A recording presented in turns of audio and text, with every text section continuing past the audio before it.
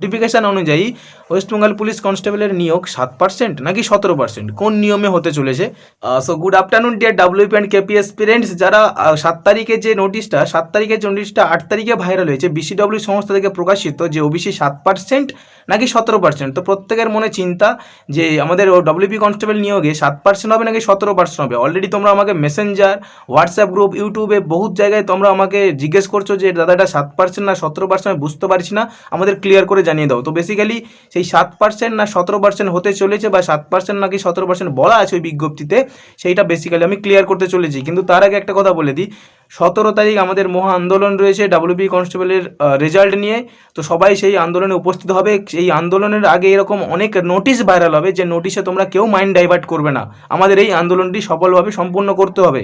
কিন্তু আজকের আমার ভিডিওর মূল বক্তব্য, যেহেতু তোমরা এই নোটিশটা নিয়ে একটু চিন্তায় পড়ে গেছে এবং নিজেদের মধ্যে বুঝতে পারছো না যে 7 নাকি 17, সেই নিয়ে আলোচনায় পড়ে গেছো, তো সেটা ক্লিয়ার করার জন্য এবং ক্ল্যারিফাই করার জন্য আজকের মূল ভিডিওটি। তার মানে এটা নয় যে আমি আন্দোলন থেকে মাইন্ড ডাইভার্ট করছি, আন্দোলন থেকে কেউ মাইন্ড ডাইভার্ট করবে না। আমি নিজে আন্দোলনে আসছি, প্রত্যেকে আন্দোলনে পায়ে পা মেলাবে, আন্দোলনটা আমাদের সফলভাবে সম্পূর্ণ করতে হবে। এবার তোমাদের বলি যে অ্যাকচুয়ালি এই যে নোটিশটা 7/8/2026 প্রকাশ হয়েছে এবং 8 তারিখ চরমভাবে ভাইরাল হয়েছে, এই নোটিশটাতে অ্যাকচুয়ালি কী বলা আছে?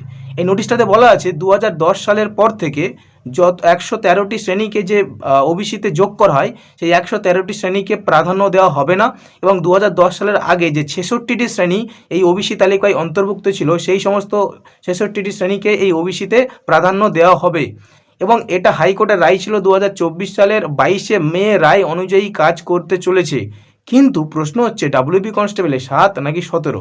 দেখো, 4র্থ পৃষ্ঠায় এবং 5ম পৃষ্ঠায় একদম স্পষ্টভাবে উল্লেখ আছে যে সমস্ত নিয়োগ প্রক্রিয়ায় অলরেডি অ্যাপয়েন্টমেন্ট লেটার দিয়ে দেওয়া হয়েছে এবং যারা অলরেডি সরকারি চাকরিতে কর্মরত রয়েছে।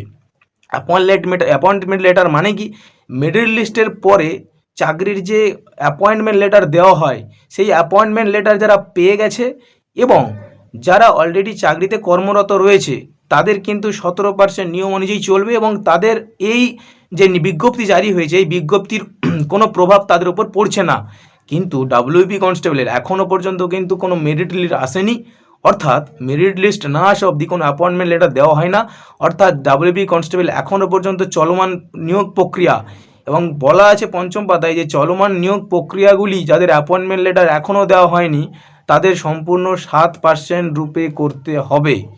এবারে বলি এই নোটিশটা কতটা সত্য তা আমি জানি না, এইবারে নোটিশটা কতটা সত্য তা আমি যাচাই করিনি, কিন্তু নোটিশে যতটুকু বলা আছে ততটুকু আমি তোমাদেরকে বললাম যে চলমান নিয়োগ প্রক্রিয়া সমস্ত কিছু 7% ধরেই চলছে, অর্থাৎ ওবিসি এ এবং ওবিসি বি বলে কিছু থাকছে না। 2010 সালের আগে যেমন 66টি শ্রেণীকে ওবিসি ক্যাটাগরি তালিকায় প্রাধান্য দেওয়া হতো, ঠিক তেমন প্রাধান্য দিয়ে ওরা মেরিট লিস্ট বানানোর কথা বলেছে। কিন্তু যতক্ষণ না পর্যন্ত পিআরবি থেকে কোনো ক্ল্যারিফিকেশন আসছে বা কোনো অফিসিয়াল ওরা কোনো নোটিশ জারি করছে, ততক্ষণ পর্যন্ত কেউ কোনো চিন্তা করবে না। শুধুমাত্র এই যে বিজ্ঞপ্তিটার মধ্যে কি বলা হয়েছে সেটা আমি তোমাদেরকে বোঝানোর চেষ্টা করলাম।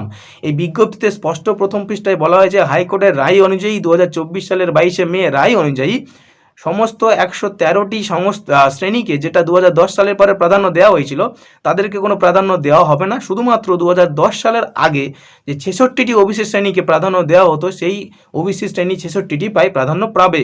এবং 4র্থ পাতায় এবং 5ম পাতায় উল্লেখ আছে যে যারা অলরেডি চাকরিতে কর্মরত এবং যাদের অ্যাপয়েন্টমেন্ট লেটার দিয়ে দেওয়া হয়ে গেছে, তারাই শুধুমাত্র এই 17% সংরক্ষণে থাকবে এবং তাদের উপর কোনো প্রভাব পড়ছে না।